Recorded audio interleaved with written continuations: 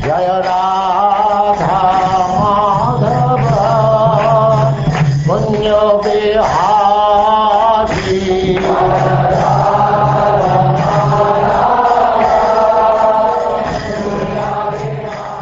And now chapter 21, the dynasty of Bharat.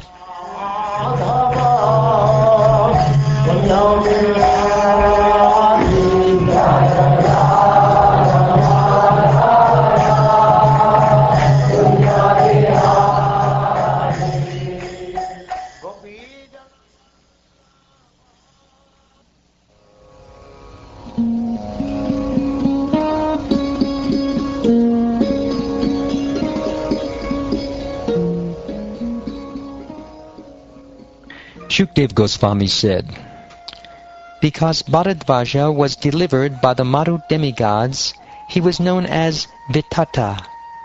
The son of Vitata was Manu, and from Manu came 5 sons, Brihatkshatra, Jaya, Mahavirya, Nara, and Garga. Of these 5, the one known as Nara had a son named Sankriti. O Maharaj Pariksit, descendant of Pandu, Sankriti had 2 sons named Guru and Rantideva. Rantideva is famous in both this world and the next, for he is glorified not only in human society, but also in the society of the demigods. Rantideva never endeavored to earn anything. He would enjoy whatever he got by the arrangement of Providence. But when guests came, he would give them everything. Thus he underwent considerable suffering along with the members of his family. Indeed, he and his family members shivered for want of food and water, yet Rantideva always remained sober. Once, after fasting for 48 days, in the morning Rantideva received some water and some foodstuffs made with milk and ghee. But when he and his family were about to eat, a Brahmin guest arrived. Because Rantideva perceived the presence of the Supreme Godhead everywhere and in every living entity, he received the guest with faith and respect and gave him a share of the food. The Brahmin guest ate his share and then went away. Thereafter, having divided the remaining food with his relatives, Rantideva was just about to eat his own share when a Shudra guest arrived. Seeing the Shudra in relationship with the Supreme Personality of Godhead, King Rantideva gave him also a share of the food. When the Shudra went away, another guest arrived, surrounded by dogs, and said, "O king, I and my company of dogs are very hungry. Please give us something to eat." With great respect, King Rantideva offered the balance of the food to the dogs and the master of the dogs, who had come as guests. The king offered them all respects and obeisances. Thereafter only the drinking water remained, and there was only enough to satisfy one person. But when the king was just about to drink it, a Chandala appeared and said, "O king, although I am low-born, kindly give me some drinking water." Aggrieved at hearing the pitiable words of the poor, fatigued Chandala, Maharaj Rantideva spoke the following nectarine words: "I do not pray to the Supreme Personality of Godhead for the 8 perfections of mystic yoga, nor for salvation from repeated birth and death.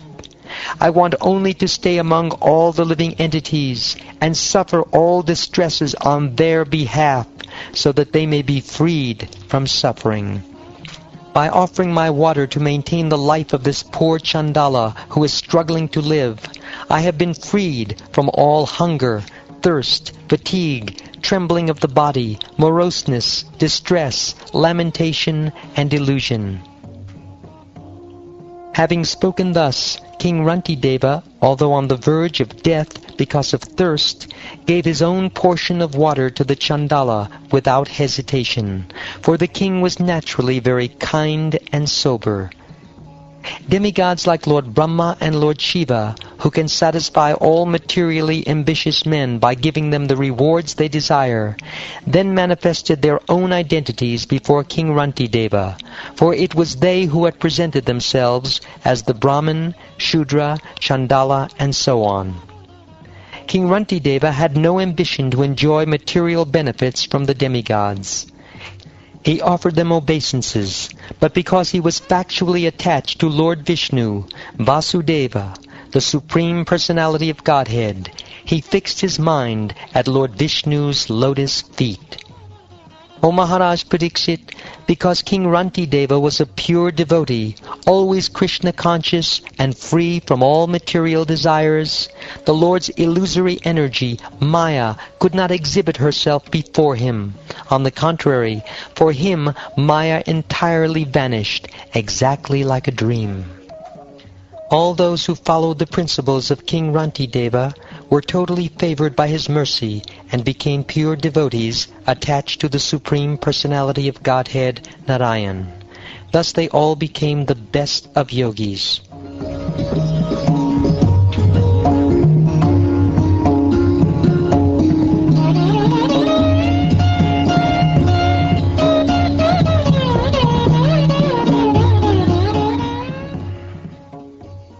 From Garga came a son named Shini, and his son was Gargya.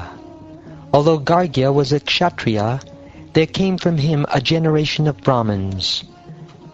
From Mahavirya came a son named Durtakshaya, whose sons were Trayaruni, Kavi, and Pushkararuni. Although these sons of Durtakshaya took birth in a dynasty of Kshatriyas, they too attained the position of Brahmins. Brihatkshatra had a son named Hasti, who established the city of Hastinapur. From King Hasti came 3 sons named Ajamida, Vimida, and Purumida. The descendants of Ajamida, headed by Priyameda, all achieved the position of Brahmins. From Ajamida came a son named Brihadishu. From Brihadishu came a son named Brihadanu. From Brihadanu a son named Brihatkaya. And from Brihatkaya a son named Jayadratha.